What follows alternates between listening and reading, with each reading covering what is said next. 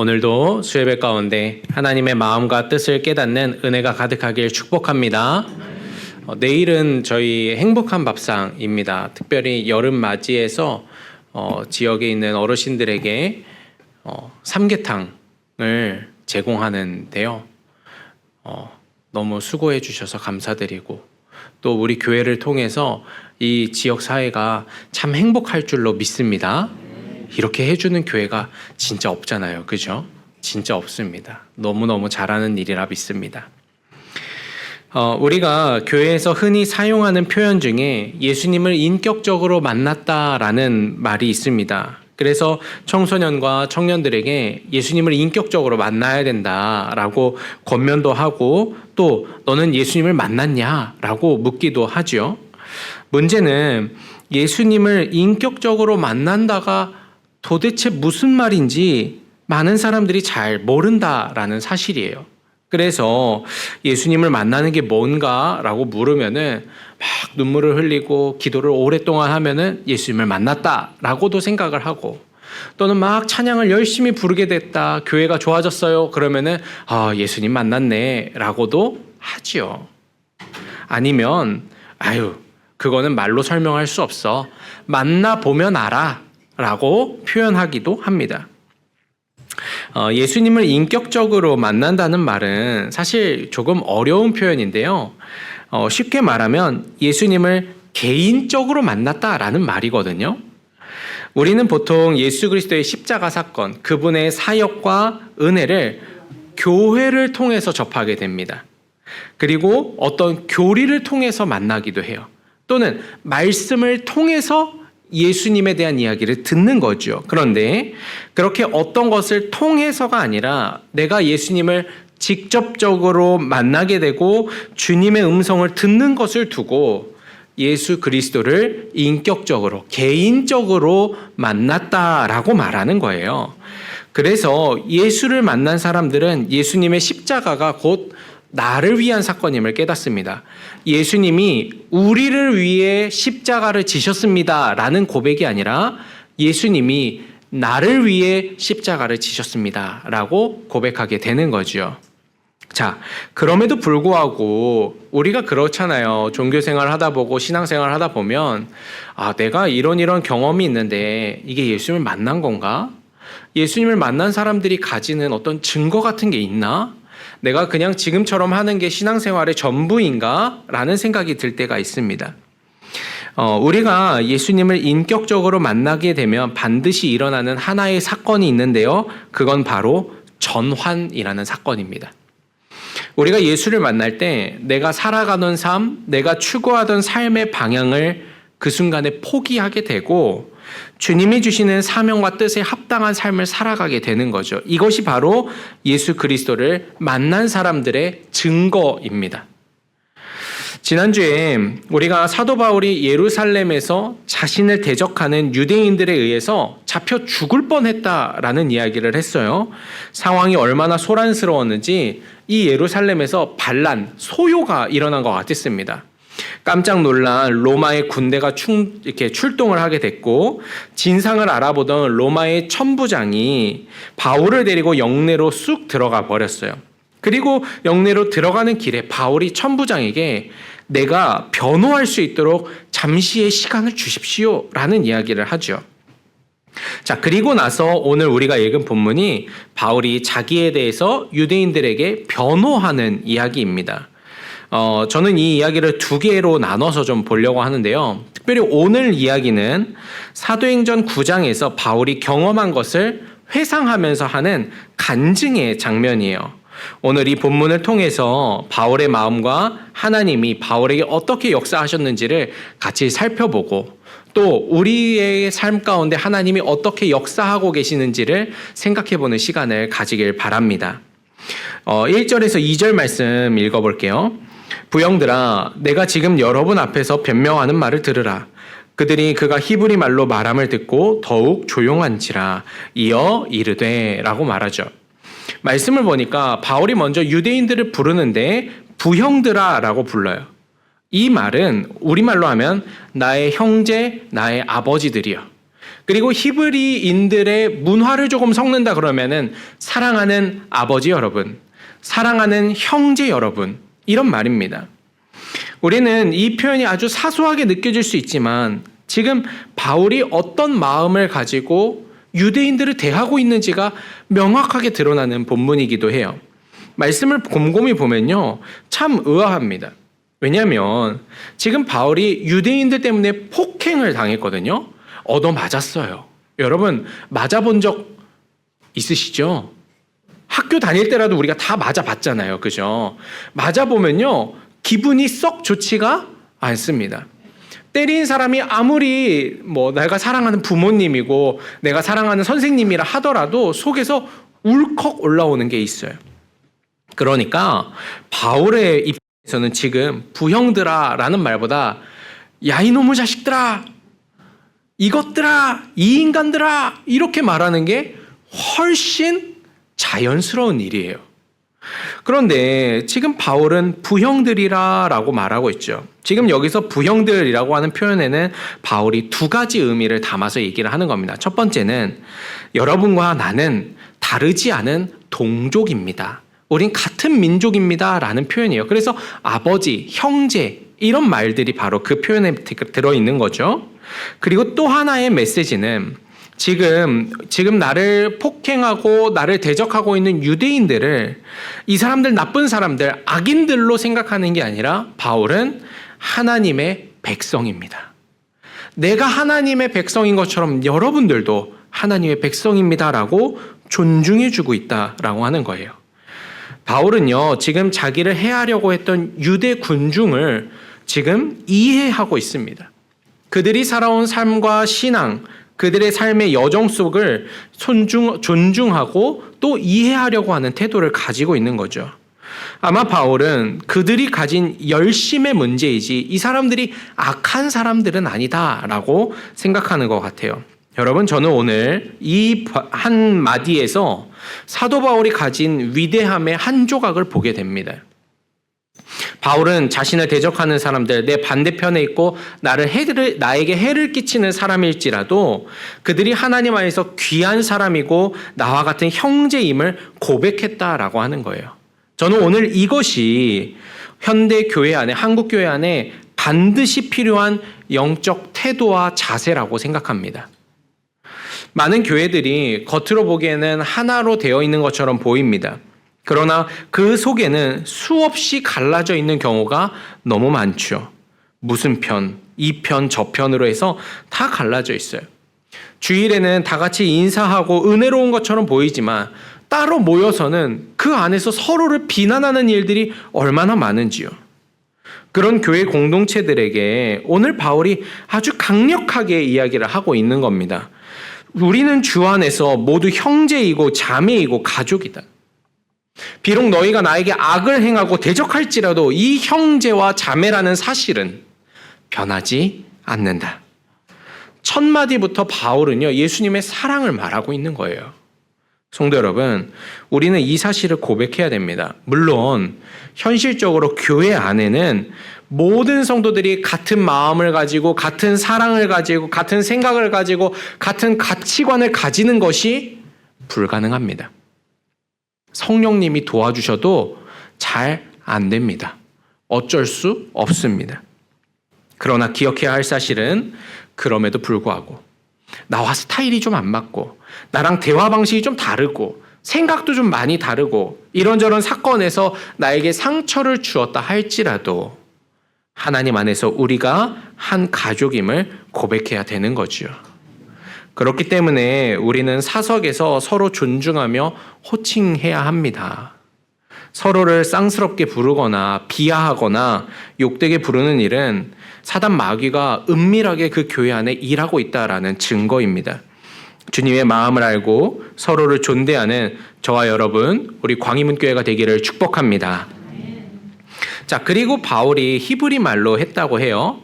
성경학자들은 이 히브리 말이 진짜 히브리 말일 수도 있지만 아마 당시만 해도 히브리어가 이미 죽어갔기 때문에 아람어일 것이다 라고 추측하기도 합니다. 자, 중요한 것은 바울은 내가 이방인이 아니라 여러분과 같은 하나의 유대인이다라는 것을 이미 언어로부터 표현을 했다라고 하는 거예요. 근본 없는 이방인 선호주의자가 아니다라는 걸 이미 말했다라고 하는 거죠. 여러분들 아시겠지만 지난주에 외국인이 왔습니다. 굉장히 당황스러운 일이었어요.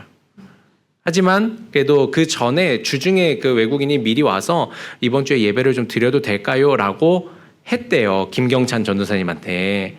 그래서 그 좀 스크립트를 만들어서 대본 주보도 영어로 좀 만들고 그리고 찬송가도 영어로 좀 찾아가지고 거기다 넣어서 예배를 그냥 앉아있다 가지 않도록 좀 배려를 해 주었습니다.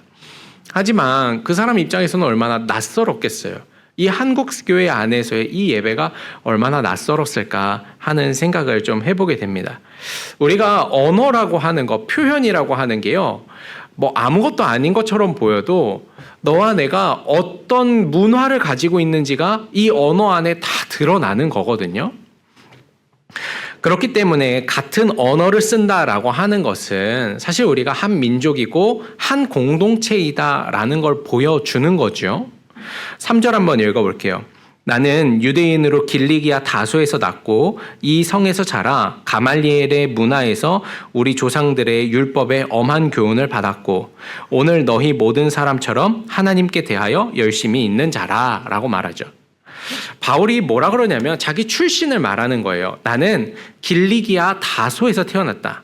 당시 길리기아 다소는요, 유대인들 사이에서도 굉장히 자부심 있는 도시였습니다. 게다가 바울은 나는 이 성에서 자랐다라고 표현하거든요. 이 성은 예루살렘이잖아요. 그러니까 바울이 옛날에 예루살렘에 유학 생활을 했다라는 이야기를 하는 거예요. 출신도 좋은데 성장 배경도 좋은 사람입니다. 거기다가 가말리엘의 문화생이래요. 가말리엘은 당시 위대한 랍비 힐렐의 손자입니다. 힐렐은 율법을 집대성한 사람이에요. 우리로 치면은 누구 정도 될 수 있을까? 우리나라의 위대한 학자 누가 있죠? 뭐 이렇게 표현하면 어떨지 모르겠지만 한강 작가 있잖아요. 한강 작가. 한강 작가 밑에서 배웠다. 이렇게 이야기하면 좀 맞을 것 같아요. 한강 작가. 세계적인 작가 밑에서 배웠다. 이 정도 수준입니다. 굉장히 존경받는 사람이었고 유대사회에서 율법에는 권위자이죠. 그런 가말리엘 밑에서 바울이 배웠다라는 것은 내가 어중이 떠중이 출신이 아니다. 나 그래도 서울대 출신이다. 이런 이야기를 하는 거예요. 최고의 교육을 받았다. 거기다가 하나님께 대하여 열심이 있다. 이 열심은 하나님의 율법과 말씀을 바로 세우기 위해서 이스라엘의 죄를 없애고 배교를 처단하기 위해서 말하는 그 열심입니다. 민수기 25장의 비느하스가 그 모압 여인이랑 같이 간음하러 들어가는 이스라엘 백성을 창으로 두 사람을 뚫어서 죽이잖아요. 하나님에 대한 열심으로 이 민족 안에서 죄를 없애겠다. 그 열심이 있었다는 거예요. 바울한테. 바울이 이렇게 좋은 출신, 좋은 배경, 좋은 교육 그리고 열심까지 대단했고 바리새인 중에 바리새인이었다라는 이야기를 하는 거죠. 그가 얼마나 촉망받던 사람인지 당시의 대제사장과 장로들이 바울을 지지하잖아요. 와, 바울, 이 다음 시대는 너의 것이야. 이 다음 시대를 열어갈 사람이 있다면은 우리 바울 청년이지 않겠는가? 이런 얘기를 했던 거예요. 그래서 바울이 하는 일을 후원하기도 했어요. 다메섹으로 가서 그리스도인 잡아오겠습니다. 그러니까 박수 쳐주면서 증서도 다 써서 줬던 거잖아요. 이것이 바울이 살아가는 삶의 방향이었습니다. 아마 바울이 예수님을 만나지 않았다면 이대로 유대 사회 안에서 굉장한 인정을 받으면서 유력한 사람으로 살아갔을 거예요. 그런데 그의 삶을 바꾸는 완전한 전환이 이루어지는 사건이 나타납니다. 6절입니다. 가는 중 다메섹에 가까이 갔을 때에 오정쯤 되어 호련히 하늘로부터 큰 빛이 나를 둘러 비치매 내가 땅에 엎드러져 들으니 소리 있어 이르되 사울아 사울아 내가 왜 나를 박해하느냐 하시거늘 내가 대답하되 주님 누구시니까 하니 이르시되 나는 내가 박해하는 나사렛 예수라 하시더라. 바울은 다메섹으로 가던 길에 예수를 만났습니다. 하늘에서 큰 빛이 바울을 덮었는데 그 순간 바울이 주님의 음성을 듣게 된 거죠. 바울이 주님한테 물었어요. 주님 누구십니까? 그러자 그 음성이 나는 네가 박해하는 나사렛 예수라라고 했던 겁니다. 놀라운 것은 이 자리에 있었던 다른 사람들도 함께 빛은 보았지만 음성을 들은 것은 바울뿐이었다라는 사실입니다. 9절 말씀을 한번 읽어볼게요. 우리 한번 같이 읽어볼까요? 시작. 나와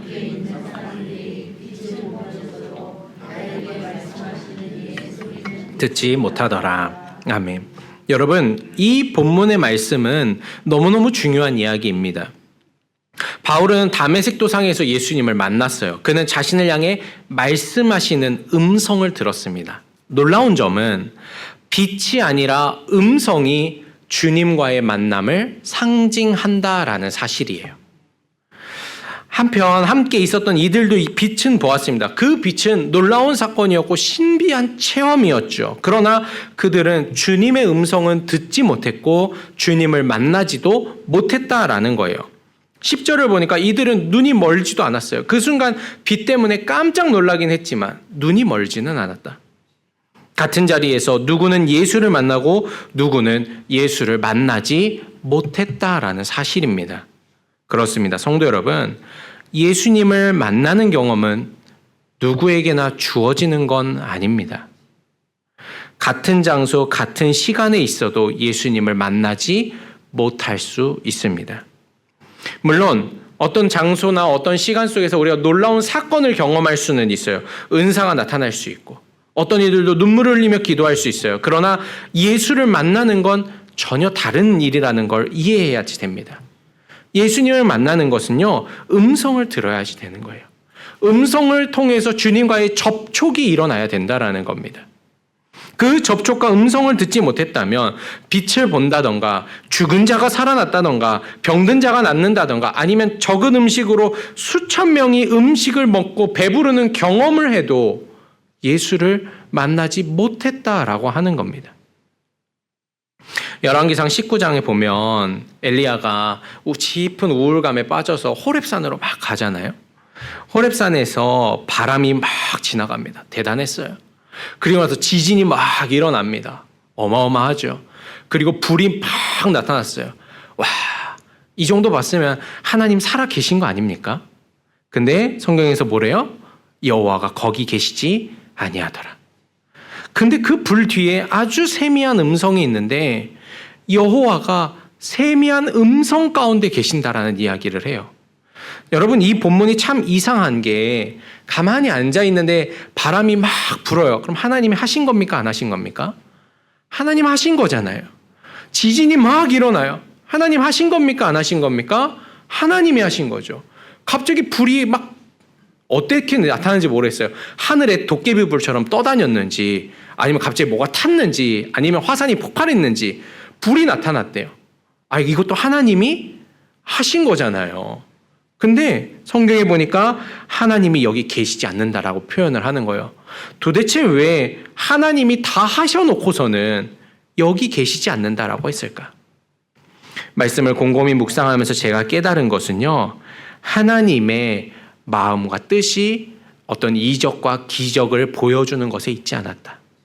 세미한 음성을 통해서 우리와 교제하는 것에 하나님의 마음이 있었다라고 하는 것입니다. 여러분, 하나님은 기적을 통해서 우리 인간의 삶을 통제하고 올가매는 그런 분은 아닙니다. 우리와 깊이 있게 교제하면서 우리로 하여금 하나님의 백성으로 살아가도록 함께 하기를 원하시는 분입니다. 오늘날도 마찬가지예요. 우리가 다 같은 말씀을 듣습니다. 이 말씀이 누군가에게는 주님의 음성이 될 수 있는데요, 누군가에게는 아무것도 아닌 말이 될 수가 있습니다. 이 수요 예배 시간은 누군가에게는 예수님을 만나고 하나님의 음성을 듣고 내 삶에 변화를 일으켜가는 시간이 될 수도 있지만, 어떤 분에게는 내가 당연히 그냥 습관처럼 나가는 수요 예배, 오늘 저녁 시간에 언제나처럼 옛날부터 나가갔었으니까 그렇게 나가는 수요 예배 하나의 일과처럼 될지도 모른다라는 사실이죠. 여러분은 어디에 속해 있습니까? 제가 목사가 되고 난 뒤에 가장 어려운 일 중에 하나가 말씀을 준비하고 말씀을 전하고 예배를 드리는 일이 저에게는 업무가 된다라는 사실입니다. 그래서 저는 도통 예배에 잘 집중하지 못할 때가 많습니다. 오늘 소리는 어떤가? 너무 크진 않나? 지난주처럼 에어컨이 고장나면 오늘은 왜 이렇게 더운가? 도대체 무슨 일인가? PPT가 하나 안 넘어가면 이 방송실은 지금 문제가 생긴 거 아닌가? 잘못 만들었나? 막 이런저런 생각이 들어요. 특히나 제가 말씀을 준비하는 일은 조금이라도 긴장을 늦추면요, 잔소리가 되기 십상이더라고요. 이렇게 해야 됩니다. 저렇게 해야 됩니다. 막 비판하는 소리가 되기가 십상입니다. 그래서 상당히 긴장하고 몇 차례나 수정하면서 말씀을 준비하죠. 그래서 저는 말씀을 준비할 때 언제나 첫 번째 자세가 이 말씀은 성도들을 향한 말씀이 아니라 오늘 나를 향한 말씀이다 라는 마음을 갖는 것입니다. 내가 먼저 듣기를 간구하는 거죠. 그래서 이 시간에 제가 말로 설교하고 저에게 쓰여진 설교문이 있지만 저 또한 말하면서 하나님의 음성을 듣는 시간입니다. 성도 여러분, 오늘 이곳에서 예수님을 만나시기를 축복합니다. 아멘. 그냥 돌아가지 마십시오. 그저 빛만 보고 신기한 일이 있었다. 오늘 좋은 위로였다. 오늘 목사님이 말 잘하네. 설교가 좀 짧게 끝났네. 좋네. 이렇게 돌아가지 마시고 주님의 음성을 듣고 주님과 만나는 저와 여러분이 되시기를 축복합니다. 아멘. 10절 한번 읽어보겠습니다. 내가 이르되 주님 무엇을 하리이까? 주께서 이르시되 일어나 다메섹으로 들어가라. 내가 해야 할 모든 것을 거기서 누가 이르리라. 바울이 예수님을 만난 뒤에 물었어요. 그럼 이제부터 나는 뭘 해야 됩니까? 그러자 주님이 다메섹으로 들어가라 라고 하죠. 원래 바울은 다메섹에 들어갈 계획이었어요. 다메섹으로 가고 있었으니까. 그러나 그 목적이 이제 주님을 만나는 순간 달라지게 된 것이죠. 전에는 예수 믿는 사람들 잡아다가 죽이려고 갔는데 이제는 예수님에게 순종함으로 다메섹으로 들어갔다라는 사실입니다. 그래서 그곳에서 바울이 아나니아를 만나요. 아나니아가 바울이 해야 할 일을 정확하게 알려줍니다. 그가 또 이르되 우리 조상들의 하나님이 너를 택하여 너로 하여금 자기 뜻을 알게 하시며 그 의인 예수를 보게 하시고 그 입에서 나오는 음성을 듣게 하셨으니 내가 그를 위하여 모든 사람 앞에서 내가 보고 들은 것의 증인이 되리라. 아멘. 아나니아는 바울에게 하나님이 너를 택하시고 너를 세우셔서 예수 그리스도 복음의 증인이 되게 하신다라는 이야기를 하는 거죠. 이것이 너의 사명이다라는 걸 깨워주고 있는 것입니다. 바로 이 사건을 통해서 바울의 삶은 완전히 다른 국면으로 들어가게 됩니다. 앞서서 이야기했듯이 바울의 삶의 전환이 일어나게 되는 거죠. 여러분, 다시 말씀드리지만 우리가 예수 그리스도를 인격적으로 만나면 삶의 전환이 일어나는 줄로 믿습니다. 우리의 삶에 일어나는 전환은요, 두 가지 사건이 동시에 일어나는 건데요. 첫 번째는 이전의 삶과 방향성을 포기하는 것입니다. 사람들은 각자 자신의 삶에 대한 방향이라는 게 있어요. 그리고 그 삶은 언제나 관성이라는 게 있어서 살아가는 대로 사라집니다. 그래서 삶의 방향을 바꾸는 것은 사실 굉장히 쉽지가 않아요. 그래서 누군가가 지금 보여주는 모습을 보면 먼 훗날 물론 달라질 수 있지만 대충 그 사람이 어떻게 살겠다 이런 게 눈에 보입니다. 그래서 뭐라 그래요? 하나를 보면 열을 안다. 그러잖아요. 그런데요, 그 삶에 예수 그리스도를 만남으로써 전환의 사건이 일어나면 지금 살아가던 삶을 포기하게 되는 일들이 일어나는 거예요. 관성적으로 살아가던 삶, 내가 추구하고 계획했던 삶을 포기하게 되는 거죠. 그래서 영적인 전환은 반드시 포기를 전제로 합니다. 성경에 보면 수많은 사람들이 예수를 만나는 순간 자기 삶을 포기하게 되는 걸 봅니다. 누가복음 19장에 나오는 삭개오가 보통 그래요. 삭개오는 돈을 추구하는 사람이었습니다. 그는 부자가 되고 싶었어요. 그래서 유대인이면서 동시에 로마의 편에 서서 세금 걷는 사람을 했습니다. 여러분, 지금 우리가 얼마나 좋은 시대를 살고 있는지 아십니까? 왜냐하면 세금을 내잖아요. 그죠? 세금을 내는데 세금을 정해진 만큼만 내잖아요. 여러분, 이건 정말 행복한 시대입니다. 지금 인류 역사상 정해진 만큼만 세금을 내는 시대는 없었어요, 사실. 로마의 세리가 뭘 했냐면은 세금을 내는데 로마에다 바쳐야 될 세금이 있고요. 내가 뜯어갈 세금이 있어요. 이게 달라요. 그래서 어떤 사람한테는 로마에게는 10%만 내면 된다. 예를 들면. 그런데 이 사람한테 20% 받는 거예요. 10%는 로마 주고 나머지 10%는 내 거 하는 건 거죠. 이게 세리들이 하는 일입니다. 얼마나 꼴보기 싫었겠어요. 그 사실을 알고 나면. 유대인들 입장에서는 배신자 중에 배신자, 착취하는 인간이 세리였습니다. 근데 이 삭개오는 그냥 세리도 아니고 세리장, 세리 대빵이네요. 대단한 사람이죠. 그런데 그가 예수를 만나는 순간 그의 삶에 전환이 일어나면서 자기가 물질을 추구하던 삶을 포기하게 되는 거죠. 누가복음 19장 8절입니다. 삭개오가 서서 주께 여짜오되 주여 보시옵소서, 내 소유의 절반을 가난한 자들에게 주겠사오며 만일 누구의 것을 속여 빼앗은 일이 있으면 내 갑절이나 갚겠나이다. 삭개오가 예수를 만날 때 내가 추구하던 물질의 삶을 포기하게 됐던 것입니다. 여러분, 바울도 마찬가지예요. 지금 예수를 만난 순간 자기가 살아가던 삶의 방향을 포기하는 역사가 일어났습니다. 이것이 예수 그리스도를 인격적으로 만난 사람의 첫 번째 모습입니다. 함께 예배하는 여러분은 예수님을 만났습니까? 예수님을 인격적으로 만났다고 한다면 우리에게 주님을 위해 포기한 것에 대한 이야기가 있어야지 됩니다. 주님을 만나고 예수를 영접했다라고 말하면서도 아무것도 포기하지 않았다라고 한다면 내 신앙 한 번쯤 돌아봐야 됩니다. 그래서요, 성경은 예수님을 만나고 예수를 영접하는 것을 그냥 어떤 종교적인 신앙이 있다, 믿음을 가졌다 이렇게 표현하지 않고 결혼에 비유해서 표현을 하는 거예요. 많은 사람이 결혼을 보고 둘이 함께 사니까 더 행복하고 더 즐거운 것 이렇게 착각합니다.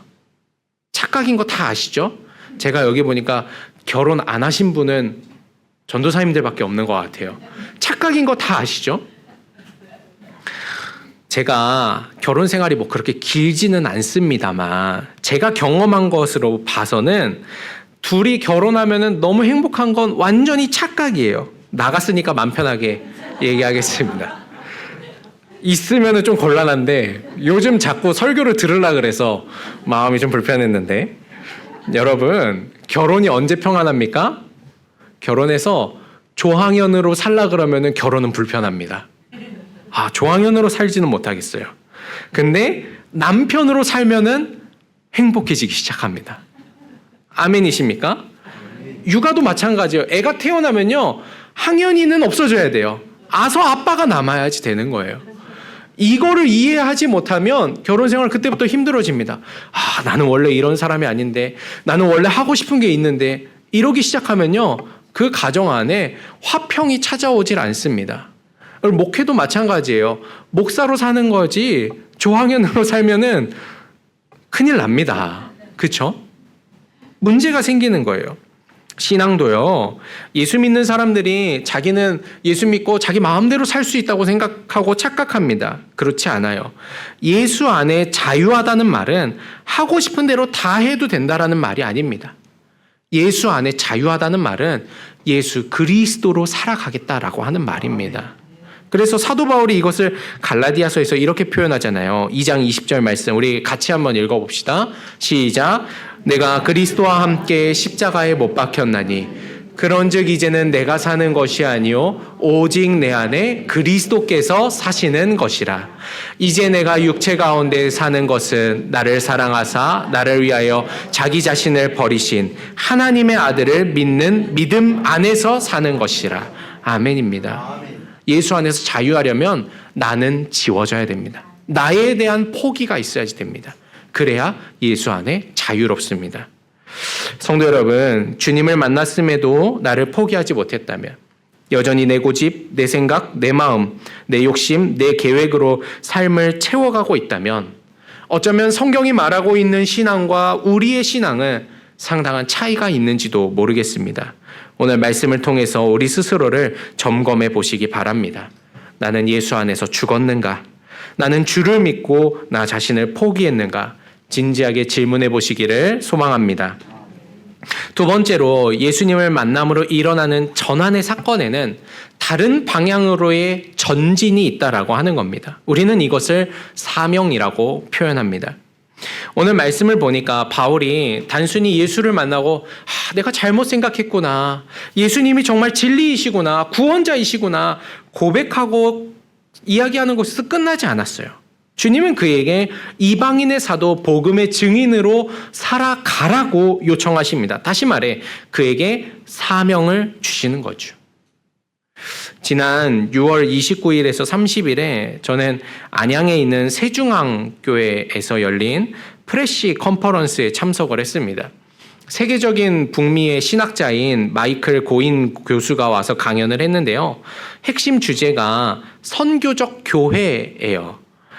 선교적 교회는 단순히 선교를 많이 하는 교회라는 뜻이 아닙니다. 여기서의 선교는 영어로 missionary, 사명에 대한 이야기예요. 그러니까 예수 그리스도를 믿는 사람들은 사명을 가지고 있고 그 사명을 감당하는 자들이 모이고 사명을 감당하도록 하는 곳이 교회다라는 이야기를 하는 게 선교적 교회입니다. 그러니까 우리로 치면 우리 모두가 하나님의 사명을 감당하는 의무를 가지고 있다라고 하는 것입니다.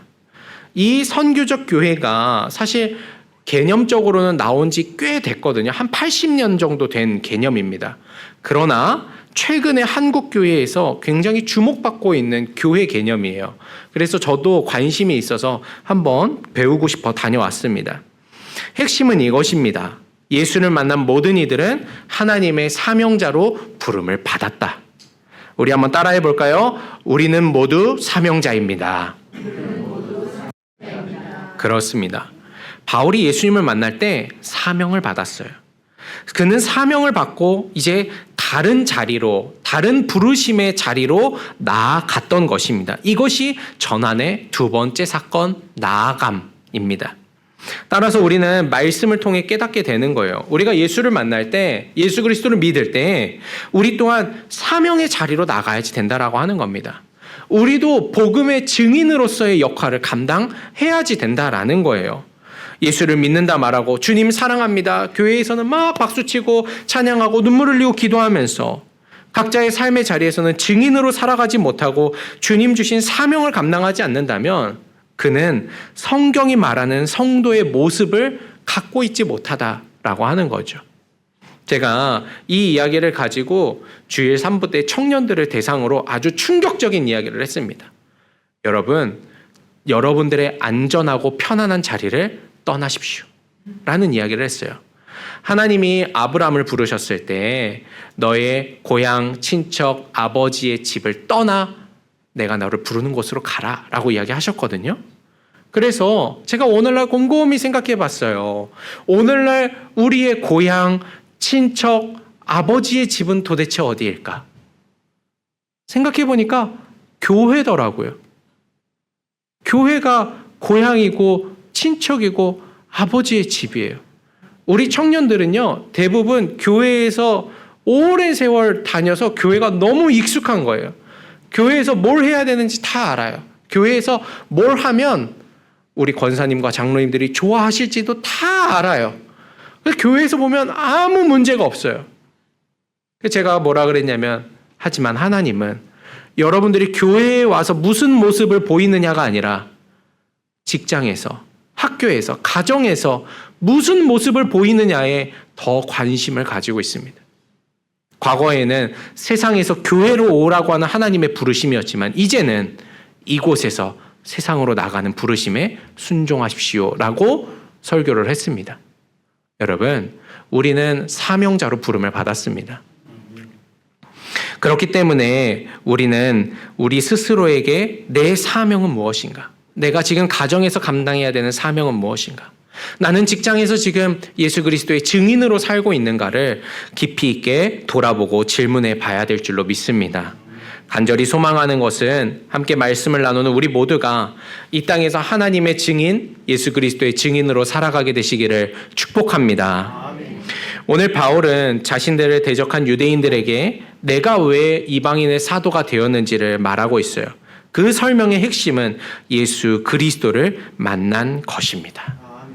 어떤 이들에게는 도무지 이해가 되지 않고 받아들이기 어렵고 납득하기 어려울지도 모릅니다. 그러나 바울의 이해할 수 없는 이 간증이 그의 목숨까지도 기꺼이 내어드리는 가장 핵심적인 사건이었습니다. 바라기는 예수 그리스도를 만난 사건, 그 간증이 우리 광희문교회 안에 계속해서 돌아오고 회복되고 선포되어지기를 소망합니다.